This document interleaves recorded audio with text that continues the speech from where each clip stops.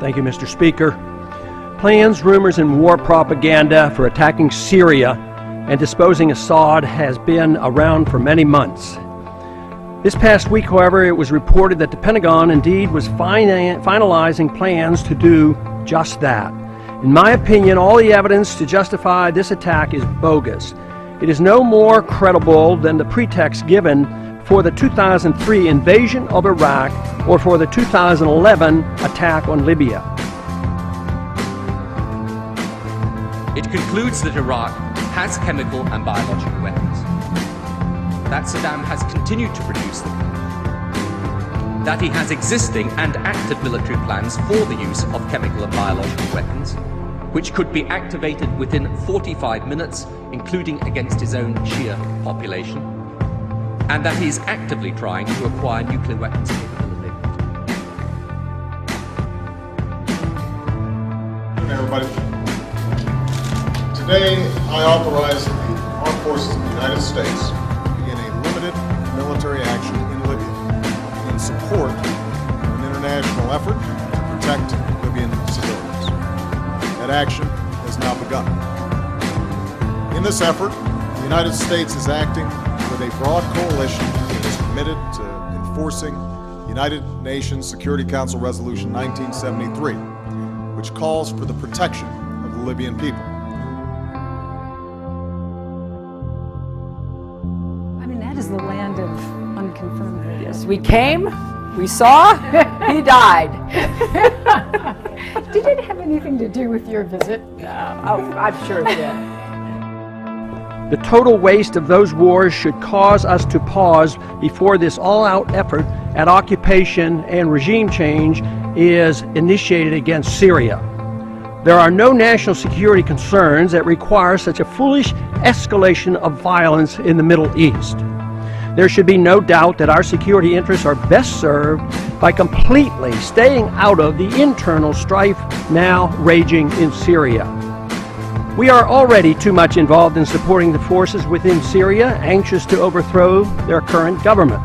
Without outside interference, the strife, now characterized as a civil war, would likely be non-existent.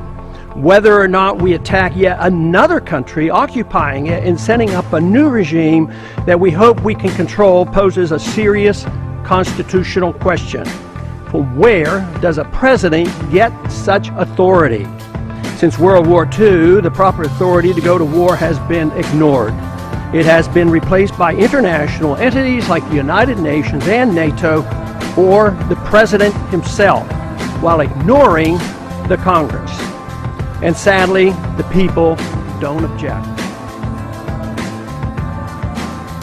Our goal would be to seek international permission, and we would come to the Congress and inform you. I'm almost breathless about that, because what I heard you say is we're going to seek international approval, and they will come and tell the Congress what we might do, and we might seek congressional approval. Our recent presidents explicitly maintain that the authority to go to war is not the U.S. Congress. This has been the case since the 1950s, when we were first taken into war in Korea under a UN resolution and without congressional approval. And once again, we are about to engage in military action against Syria, and at the same time irresponsibly reactivating the Cold War with Russia. We're now engaged in a game of chicken with Russia, which presents a much greater threat to our security than does Syria. Would we tolerate Russia in Mexico demanding a humanitarian solution to the violence on the U.S.-Mexican border? We would consider that a legitimate concern for us.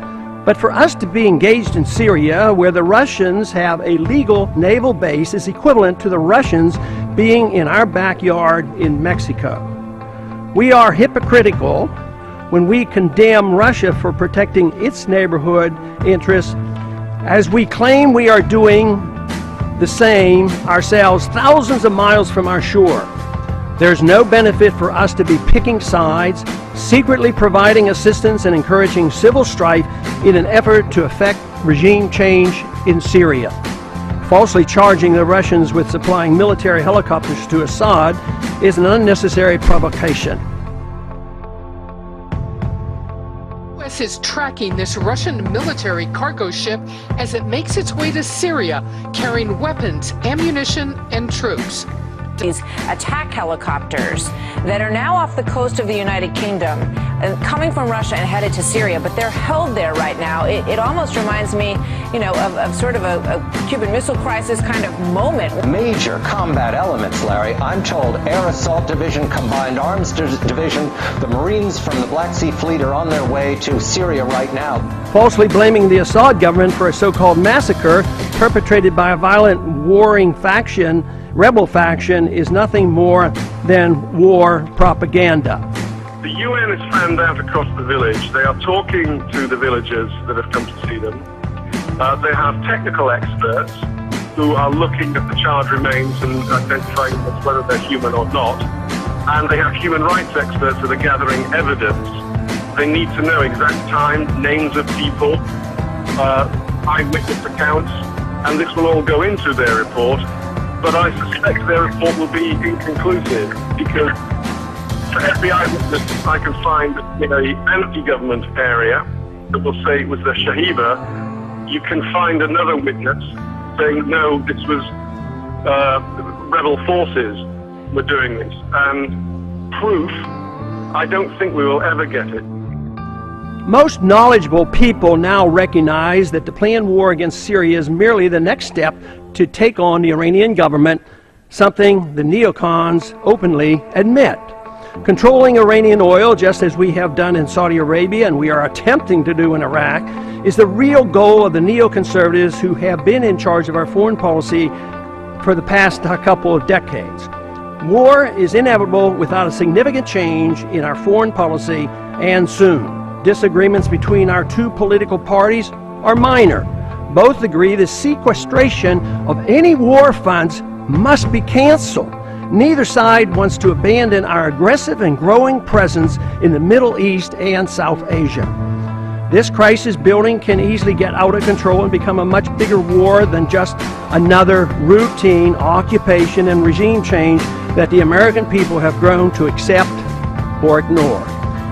It's time the United States tried a policy of diplomacy, seeking peace, trade, and friendship.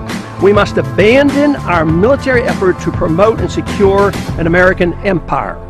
Besides, we're broke. We can't afford it, and worst of all, we're fulfilling the strategy laid out by Osama bin Laden, whose goal had always been to bog us down in the Middle East and bring on our bankruptcy here at home.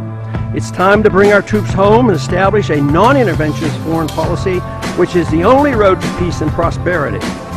This week, I am introducing legislation to prohibit the administration, absent a declaration of war by Congress, from supporting directly or indirectly any military or paramilitary operations in Syria. I hope my colleagues will join me in this effort.